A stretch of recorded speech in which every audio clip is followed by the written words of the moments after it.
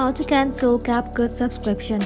Let's get started. So for that, first of all, if you're done with CapCut and no longer want to keep your subscription, I'll show you how exactly you can cancel it.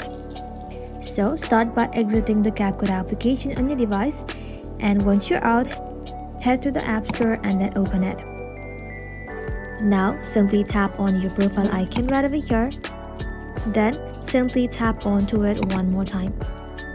Just like that, you will be able to find a button that says subscription. Simply tap onto it, and then in the list, look for CapCut. You will see it listed under the active subscription. Now tap on CapCut and you will see option to cancel your subscription. Simply tap on cancel subscription and then confirm that you want to cancel.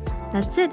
You have successfully canceled your CapCut subscription, and your action will remain until the renewal date, so you can still use the app until then.